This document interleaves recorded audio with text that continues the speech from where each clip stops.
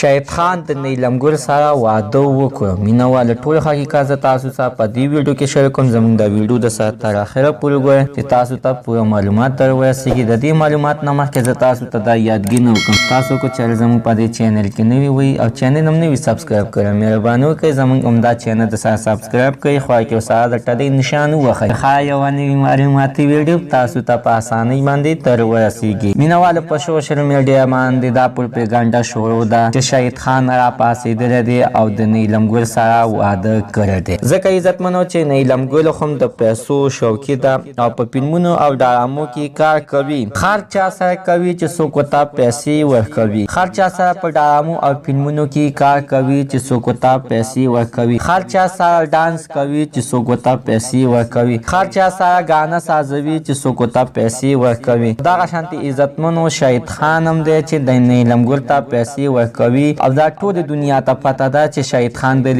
فلمونو او ډرامو کې کارونه کوي. د هغوی داسې جنکو ته ضرورت چې کوم ډېره زیاتې مشهور وي نو هغوی هم غواړي چې موږ مشهور خلک خپل سکرین ته راولو او ټول دنیا ته یې وښیو. خو مینهوالو خلکو ورپسې دا پروپاګاندا سازه کړې ده چې شاھد خان د نیلم ګل سره واده کړی دی. نو مینهوالو داسې هېڅ خبره هم نشته دی چې نیلم ګل د شاھد خان سره واده کړی یا شاھد خان د نیلم ګل سره واده کړی. ځکه عزتمنو د شاھد خان خپله ښځه هم شته، بچي هم شته، خپل ځای هم شته دی، خر څه شته دی، خپله دغه شانته عالیه عزت ساتي. خو دغه یوه پیشه ده چې فلمونه او ډرامې سازوي او دې دپاره دغه ښځو پسې ګرځي او ښځو باندې خپل مقصد پوره کوي او څه غلط کار ورسره نه کوي. خپله یو پښتون سره دی. موږ د دې په اړه باندې نننۍ معلومات د دې ځای پورې د نوي معلومات دپاره د زموږ دا چینل د سره سبسکرایب کړئ. خوا کې ورسره د ټلۍ نشان ووهئ چې ښه یوه نوي معلوماتي ویډیو تاسو ته په اسانۍ باندې در ورسي.